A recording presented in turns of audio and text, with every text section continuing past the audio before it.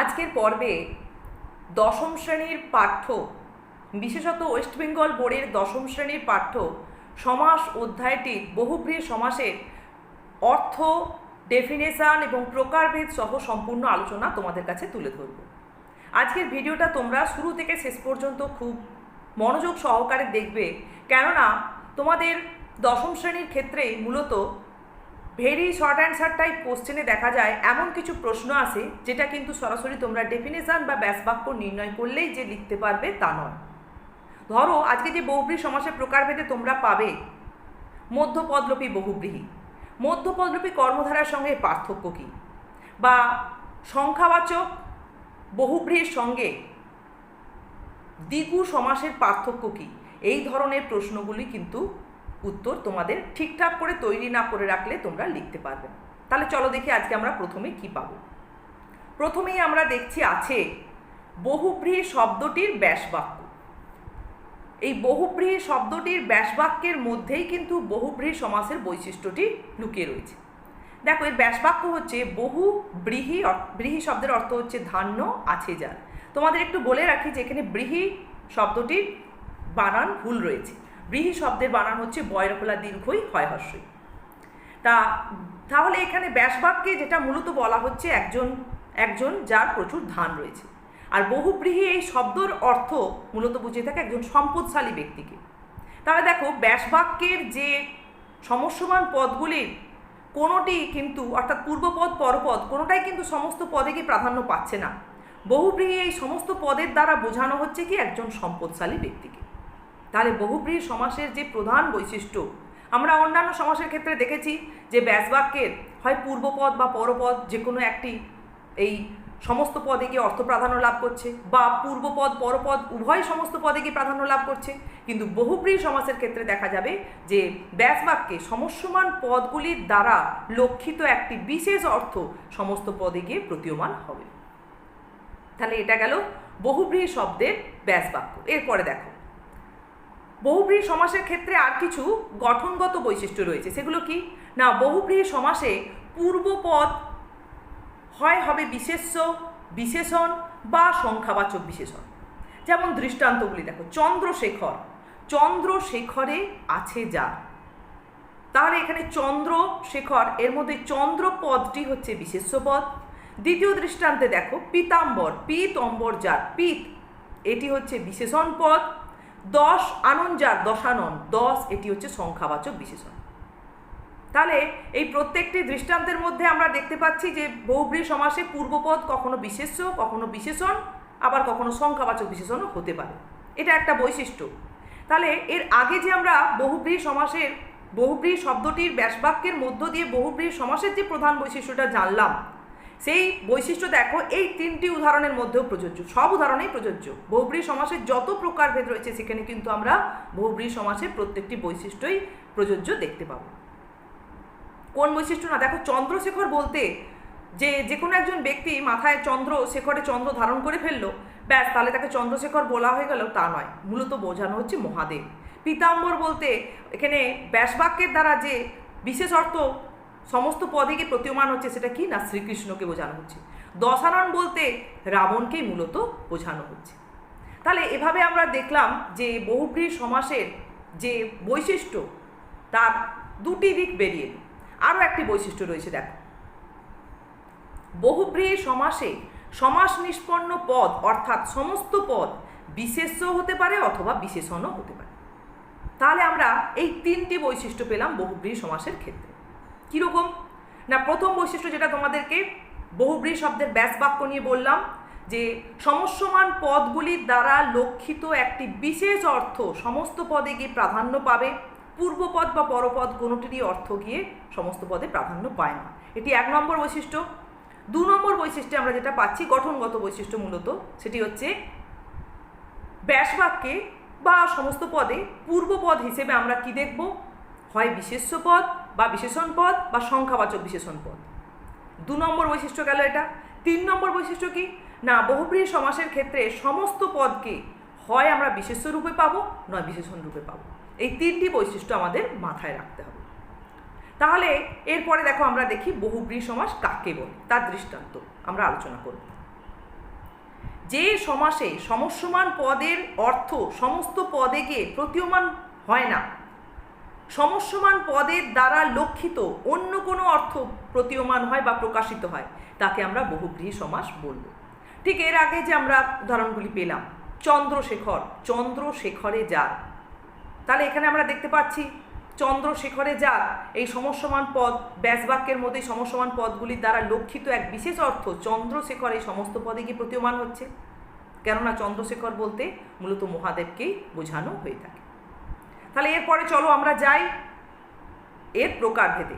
আমরা তাহলে এর মধ্যেই জেনে নিলাম কি কি না, বহুব্রীহি শব্দটির ব্যাসবাক্য, বহুব্রীহি সমাসের 3টি প্রধান বৈশিষ্ট্য এবং বহুব্রীহি সমাসের ডেফিনেশন আর উদাহরণ। এরপর চলো প্রকারভেদে। দেখো, প্রথমেই রয়েছে মধ্যপদলোপী বহুব্রীহি সমাস। যে বহুব্রীহি সমাসে ব্যাসবাক্যের মাঝের পদ সমস্ত পদে গিয়ে লুপ্ত হয় বা লোপ পায়, তাকে আমরা বলবো মধ্যপদলোপী বহুব্রীহি সমাস। যেমন কি দেওয়া হয়েছে দেখো, কমললোচন, কমলের ন্যায় সুন্দর লোচন যার, আর আগুন বরণ, আগুনের মতো উজ্জ্বল বরণ যার। তাহলে এখানে দেখতেই পাচ্ছ যে ব্যাসবাক্যের মাঝের পদ সমস্ত পদে গিয়ে লোপ পেয়েছে। কোন পদগুলো না, এই যে সুন্দর, ন্যায়টা এখানে একটা তুলনা বা উপমা বোঝাতে ব্যবহার করা হয়েছে। তাহলে মাঝের পদ, ব্যাসবাক্যের মাঝের পদ সমস্ত পদে গিয়ে লোপ পাচ্ছে, তাই একে বলছে কি বহুব্রীহি মধ্যপদলোপী বহুব্রীহি সমাস। তাহলে বহুব্রীহি সমাসের যে মুখ্য বৈশিষ্ট্য, সমস্ত পদে গিয়ে এক বিশেষ অর্থ, সমস্যমান পদের দ্বারা নির্দেশিত বিশেষ অর্থ, সেই অর্থটাও কিন্তু দেখো এখানে বৈশিষ্ট্যটা রয়েছে। কীরকম না, কমললোচন মানে এখানে মূলত মানে এমনই একজন বিশেষ ব্যক্তিত্বকে বোঝানো হচ্ছে যার কমলের ন্যায় লোচন। এখানে সেই আবার চলে যাচ্ছে দেবদেবীর প্রসঙ্গ। বা আগুন বরণ, দেখো আগুন বরণ বলতে কিন্তু আমরা যে নির্দিষ্ট কোনো কিছুকে বা স্বাভাবিক আমাদের বাস্তবের ক্ষেত্রে কিছুই চিহ্নিত করি না, এমন একটা বিশেষ ক্ষেত্র, এমন একটা স্থানে বিশেষ বর্ণ ধারণ করেছে, সেই বিশেষ ক্ষেত্রটাকে চিহ্নিত করতেই কিন্তু আগুন বরণ শব্দটি ব্যবহার করা হতে পারে, না হলে কিন্তু নয়। এখানে কিন্তু ওই বিশেষ অর্থ সমস্ত পদের মধ্যে প্রতীয়মান রয়েছে। এরপরে দেখো, আমি তোমাদের এখানে লিখে দিইনি, একটা ছোট প্রশ্নের জন্য খুব গুরুত্বপূর্ণ এগুলো। মধ্যপদলোপী কর্মধারার সঙ্গে মধ্যপদলোপী বহুব্রীহির তাহলে পার্থক্য কী? কর্মধারার সমাসের ক্ষেত্রে আমরা কি দেখি না, সমস্ত পদে গিয়ে পরপদের অর্থ প্রতীয়মান হয়। যেমন একটা দৃষ্টান্ত দিই, সিংহ চিহ্নিত আসন সিংহাসন, তাহলে আসন এই পরপদের অর্থই প্রতীয়মান সমস্ত পদে। কিন্তু মধ্যপদলোপী বহুব্রীহির ক্ষেত্রে কি দেখা যাবে, যে বহুব্রীহি সমাসের প্রধান বৈশিষ্ট্য সমস্যমান পদের দ্বারা নির্দেশিত বা লক্ষিত এক বিশেষ অর্থ সমস্ত পদে গিয়ে প্রতীয়মান হয়, সেটাই কিন্তু থাকে। যেমন আমরা দেখছি এখানে যে কমললোচন, এখানে কোনো পরপদের অর্থ প্রতীয়মান হয়নি কর্মধারয় সমাসের মতো, তাহলে এটাই হচ্ছে পার্থক্য, প্রধান পার্থক্য। আবার এখানে আরও একটি বিষয় রয়েছে ছোট প্রশ্নের জন্য। দেখো, এই মধ্যপদলোপী বহুব্রীহির আরও একটি নাম রয়েছে, একে বলা হয় উপমাত্মক বহুব্রীহি। কেন না, এই ব্যাসবাক্যগুলোতে দেখতে পাচ্ছ ন্যায়, মতো এই ধরনের শব্দগুলো ব্যবহার করা হয়েছে, একটা উপমা তুলনার প্রসঙ্গ রয়েছে, বা উপমা বাচক পদের সঙ্গে এই বহুব্রীহি সমাস হচ্ছে, তাই একে বলা হচ্ছে কি উপমাত্মক বহুব্রীহি সমাস। তোমাদের বলা হলো যে উপমাত্মক বহুব্রীহি সমাসের একটি দৃষ্টান্ত দাও। তোমরা যদি এটা না জেনে রাখো যে মধ্যপদলোপী বহুব্রীহির এই দৃষ্টান্তগুলোকেই উপমাত্মক বহুব্রীহি বলছে, তাহলে কিন্তু পরীক্ষায় লিখতে পারবে না। এরপরে দেখো, তোমাদের রয়েছে ব্যতিহার বহুব্রীহি সমাস। যে বহুব্রীহি সমাসে একই শব্দের পুনরুক্তির দ্বারা পরস্পর এক জাতীয় ক্রিয়া করাকে বোঝানো হয়, তাকে ব্যতিহার বহুব্রীহি সমাস বলছে। যেমন দেখো, লাঠালাঠি, লাঠিতে লাঠিতে যে যুদ্ধ, তাহলে এখানে দৃষ্টান্তেই আমরা দেখতে পাচ্ছি, দেখো একই শব্দের পুনরুক্তি ঘটল লাঠিতে লাঠিতে, এবং একই জাতীয় ক্রিয়া পরস্পর সম্পন্ন করছে। কীরকম না, যুদ্ধ। এই যুদ্ধ এটা একটি এমন ক্রিয়া, এটা কিন্তু কখনো একা করা যায় না। বা দ্বিতীয় দৃষ্টান্তে দেখো, হাতে হাতে যে যুদ্ধ, এখানেও কখনো আমরা একা হাতাহাতি করতে পারবো না, লাঠালাঠি করতে পারবো না, কিন্তু একা হাঁটাহাঁটি করতে পারবো, গড়াগড়ি করতে পারবো। তাহলে এখানে একটা ছোট প্রশ্ন এসে যাচ্ছে যে ধরো হাতাহাতি এই দৃষ্টান্তটিকে আমরা কোন যুক্তিতে ব্যতিহার বহুব্রীহি সমাস বলতে পারি? না, এখানে দেখা যাচ্ছে মানে এই ডেফিনেশনে দুটি বৈশিষ্ট্য রয়েছে। একই শব্দের পুনরুক্তি আছে, শুধু পুনরুক্তি নেই, তার সঙ্গে যেটি একটি প্রধান বৈশিষ্ট্য সেটা কি না একই ক্রিয়া পরস্পর সম্পন্ন করার অর্থ রয়েছে। যে যুদ্ধ, এটা কিন্তু কখনোই একা একা করা সম্ভব নয়। তাহলে এখানে আরও একটি প্রশ্ন হয় যে ধরো গড়াগড়ি বা যেটা এক্ষুনি বললাম হাঁটাহাঁটি, এই ধরনের দৃষ্টান্তগুলোকে কি আমরা ব্যতিহার বহুব্রীহি দৃষ্টান্ত বলে চিহ্নিত করতে পারি? একদমই না। কেননা এখানে একই শব্দের পুনরুক্তি থাকলেও পরস্পর একই জাতীয় ক্রিয়া সম্পন্ন করার কোনো অর্থই এখানে নেই। কেন? হাঁটাহাঁটি যে কোনো ব্যক্তি একাই করে ফেলতে পারেন। লোকটি ভীষণ হাঁটাহাঁটি করলেন, লোকটি ভীষণ হাতাহাতি করলেন, তাহলে এখানে কিন্তু দেখো লোকটি যখন হাঁটাহাঁটি করছেন এটা কিন্তু ব্যতিহার বহুব্রীহি নয়, তিনি একাই করে ফেলতে পারবেন। কিন্তু লোকটি অপর লোকটির সঙ্গে ভীষণ হাতাহাতি করলে এখানে অতি অবশ্যই রয়েছে পরস্পর একই জাতীয় ক্রিয়া সম্পন্ন করার অর্থ। তাহলে এ ধরনের ছোট প্রশ্ন কিন্তু তোমরা ভেরি শর্ট অ্যান্সার টাইপ কোশ্চেনের ক্ষেত্রে পেতে পারো। যে কোনো একটা দৃষ্টান্ত দিয়ে বলা হলো যে এটিকে কোন অর্থে আমরা ব্যতিহার বহুব্রীহি বলতে পারি, তাহলে তার উত্তর কিন্তু তোমরা এই ডেফিনেশনের মধ্যেই পাবে যে এখানে শব্দের পুনরুক্তিও রয়েছে এবং পরস্পর একই জাতীয় ক্রিয়া সম্পন্ন করার অর্থ প্রকাশ পাচ্ছে। এই যুক্তিতেই আমরা একে ব্যতিহার বহুব্রীহি বলে চিহ্নিত করতে পারি। চলো দেখো এরপরের কি প্রকারভেদ রয়েছে। সহার্থক বহুব্রীহি সমাস। যে বহুব্রীহি সমাসে সহার্থক পূর্বপদের সঙ্গে বিশেষ্য পদের সমাস হয় তাকে বলছে সহার্থক বহুব্রীহি সমাস। দৃষ্টান্তে দেখো সবাক, বাকের সহিত বর্তমান, সপরিবার, পরিবারের সহিত বর্তমান। তাহলে যে স শব্দগুলি সমস্ত পদে রয়েছে এটি হচ্ছে সহ অর্থক পূর্বপদ এবং বাক বা পরিবার এই দুটি হচ্ছে বিশেষ্য পদ। তাহলে এই অর্থেই এই দৃষ্টান্তগুলোকে বলছে কি সহার্থক বহুব্রীহি সমাস। তাহলে সহার্থক বহুব্রীহির ক্ষেত্রে আমরা কি দেখব না এখানে দেখো বহুব্রীহি সমাসের যে বিশেষ বৈশিষ্ট্য সমস্ত পদে গিয়ে সমস্তমান পদের দ্বারা লক্ষিত বিশেষ অর্থ প্রতীয়মান হয় সেটাও রয়েছে। একটি ব্যক্তি তার একটা বিশেষ বৈশিষ্ট্য তুলে ধরা হচ্ছে যে তিনি সপরিবারে এসেছেন বা তিনি সপুত্রক। এখানে মূলত আবার এটাও লক্ষ্য করে দেখো যে বহুব্রীহি সমাসের ক্ষেত্রে যে আমরা একটা গঠনগত বৈশিষ্ট্য পেয়েছিলাম সমস্ত পদ হয় বিশেষ্য হবে নয় বিশেষণ হবে, এখানে কিন্তু সমস্ত পদগুলি সব বিশেষণ। লোকটি কেমন না সবাক, মানে এখানে কিছু কিছু ক্ষেত্রে বিশেষণ পাওয়া যাবে আবার কিছু কিছু ক্ষেত্রে কিন্তু বিশেষ্য হিসেবেও ব্যবহৃত হবে। লোকটি সপরিবারে উপস্থিত হয়েছেন, তাহলে এখানে কিন্তু বিশেষের অর্থ আমরা পাচ্ছি। তাহলে এখানে আমরা ঘুরে ফিরে দেখব সমস্ত প্রকারভেদের মধ্যেই কিন্তু বহুব্রীহি সমাসের যে বৈশিষ্ট্য তিনটি আমরা প্রথমে আলোচনা করেছিলেন সবসময় প্রযোজ্যমান রয়েছে। তাহলে সহার্থক বহুব্রীহির ডেফিনেশনে কি পেলাম? যে বহুব্রীহি সমাসে সহার্থক পূর্বপদের সঙ্গে বিশেষ্য পদের সমাস হয় তাকে বলছে সহার্থক বহুব্রীহি সমাস। এরপরে কি প্রকারভেদ রয়েছে? না বহুব্রীহি সমাস। যে বহুব্রীহি সমাসের পূর্বপদ নিষেধার্থক অব্যয় হয়ে থাকে তাকে না বহুব্রীহি সমাস বলছে। যেমন দেখো নির্বোধ, অপুত্রক, এই দুটি দৃষ্টান্তে তোমরা একদম পরিষ্কার দেখতে পাচ্ছ সমস্ত পদগুলো বিশেষণ। লোকটি কেমন না নির্বোধ, লোকটি কি না অপুত্রক। নেই বোধ যার, তাহলে সমস্ত পদে আমরা দেখতে পাচ্ছি যে নি বা অ এইগুলো হচ্ছে নিষেধার্থক অব্যয় এবং সমস্ত পদে গিয়ে কিন্তু একটি বিশেষ অর্থই প্রতীয়মান হচ্ছে। কি অর্থ না এখানে এক একজনের একটা ব্যক্তির একটা বিশেষ বৈশিষ্ট্যকে তুলে ধরা হচ্ছে। এগুলো কিন্তু একদম বিশেষণবাচক পদ হিসেবেই সমস্ত পদ আমরা দেখতে পাচ্ছি।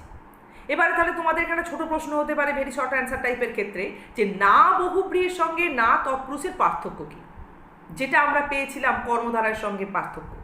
যে না তৎপুরুষের ক্ষেত্রে বহুব্রীহি সমাসের যে প্রধান বৈশিষ্ট্য যে কোনো মানে ব্যাসবাক্যের দ্বারা নির্দেশিত কোনো বিশেষ অর্থ কিন্তু এখানে প্রতীয়মান হয় না, বরং পরপদের অর্থ প্রতীয়মান হয়। যেমন ধরো একটা উদাহরণ দিচ্ছি তোমাদেরকে যে নয় সৃষ্টি অনাথ সৃষ্টি, সৃষ্টি এই পরপদের অর্থটাই কিন্তু এখানে প্রতীয়মান।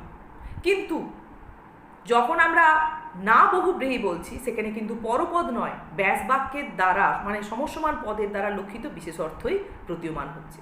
যেটা মধ্যপদলোপী কর্মধারা এবং মধ্যপদলোপী বহুব্রীহির মধ্যে পার্থক্য ছিল, ঠিক সেই একই অর্থের দিক থেকে পার্থক্য না তৎপুরুষ আর না বহুব্রীহির ক্ষেত্রে। এর পরের প্রকারভেদ দেখো সংখ্যাবাচক বহুব্রীহি। আজকে এই পর্যন্তই আমি তোমাদের পড়াচ্ছি। সংখ্যাবাচক বহুব্রীহি, যে বহুব্রীহি সমাসে সংখ্যাবাচক পূর্বপদের সঙ্গে পরপদ বিশেষ্যের সমাস হয় তাকে বলছে সংখ্যাবাচক বহুব্রীহি সমাস। কীরকম দেখো, ত্রিনয়নী, ত্রিনয়ন যার, পঞ্চানন, পঞ্চ আনন যার। তাহলে এখানে সবার আগে দেখে নাও যে সংখ্যাবাচক পূর্বপদ রয়েছে সমস্ত পদে ত্রি, পঞ্চ, এবং পরপদ কি নয়ন বিশেষ্য, বা পরপদ দ্বিতীয় উদাহরণ দেখো আনন বিশেষ্য পদ। তাহলে সংখ্যাবাচক বিশেষণ আমরা পাচ্ছি কোথায় না পূর্বপদ হিসেবে, সেটা সমস্ত পদেও রয়েছে আর ব্যাস বাক্যেও রয়েছে, আর বিশেষ্য পদ পাচ্ছি আমরা পরপদে। কিন্তু বহুব্রীহি সমাসের যেটা প্রধান বৈশিষ্ট্য, সমস্যমান পদের দ্বারা লক্ষিত একটি বিশেষ অর্থ সমস্ত পদে গিয়ে প্রতীয়মান হচ্ছে। কীরকম না ত্রিনয়নী বলতে দেবী দুর্গাকে বোঝানো হচ্ছে এবং পঞ্চানন বলতে মহাদেবকে বোঝানো হয়ে থাকে। তাহলে এখানেও আমরা দেখতে পাচ্ছি, দেখো সেই বহুব্রীহি সমাসের সমস্ত রকম বৈশিষ্ট্যই রয়েছে। আমরা প্রথমেই গঠনগত বৈশিষ্ট্য আলোচনা করেছিলাম যে আমরা দেখব যে বহুব্রীহি সমাসের ক্ষেত্রে পূর্বপদ সংখ্যাবাচক বিশেষণ হতে পারে, সেটাই সংখ্যাবাচক বহুব্রীহির ক্ষেত্রেই আমরা পেলাম। এবারে একটা প্রসঙ্গ এসে যাচ্ছে কি দ্বিগু সমাসের সঙ্গে। দ্বিগু তোমাদের ঠিক জানা আছে নাকি জানি না, তবু একটু বলে দিচ্ছি যে দ্বিগু সমাসের ক্ষেত্রে আমরা দেখব ব্যাস বাক্যের শুরুতে একটি সমস্ত পদের সংখ্যাবাচক বিশেষণ পাওয়া যাবে, কিন্তু সেখানে সমাহার বা সমষ্টিকে চিহ্নিত করা হবে। সেখানে কিন্তু বহুব্রীহি সমাসের মতো সমস্যমান পদের দ্বারা লক্ষিত বিশেষ অর্থ সমস্ত পদে গিয়ে প্রতীয়মান হবে না। যেমন ধরো তোমাদের বললাম যে পঞ্চবটের সমাহার পঞ্চবটী। এখানে পঞ্চবটী সমস্ত পদের মধ্যে দিয়ে কিন্তু বিশেষ কোনো অর্থ নেই, ওই পঞ্চবটের সমাহারটাই বোঝানো হচ্ছে, সমষ্টিটাই বোঝানো হচ্ছে। এটা হচ্ছে দ্বিগু সমাসের দৃষ্টান্ত, কিন্তু শুরুতে রয়েছে সংখ্যাবাচক বিশেষণ পঞ্চ। কিন্তু পঞ্চ আনন যার, পঞ্চানন, তখন কিন্তু হয়ে যাচ্ছে কি বলতো, তখন সেখানে আমরা দেখতে পাচ্ছি যে এখানে একটি বিশেষ অর্থ প্রকাশ পাচ্ছে, যেটা সমস্যমান পদের দ্বারা নির্দেশিত, সমস্ত পদে গিয়ে বিশেষ অর্থ। এখানে একটা সমাহার বা সমষ্টিকে কোনোভাবেই বোঝানো হচ্ছে না। এটা সংখ্যাবাচক বহুব্রীহি এবং দ্বিগু সমাসের মধ্যে প্রধান পার্থক্য। তাহলে এই গেল তো মোটামুটি বহুব্রীহি সমাসের খুঁটিনাটি সমস্ত প্রশ্নের আলোচনা। তোমরা যদি ভালো করে আজকের এই ভিডিওটা অনুশীলন করো তাহলে বহুব্রীহি সমাসের আর কোথাও তোমাদের কোনোভাবে সমস্যা থাকবে না।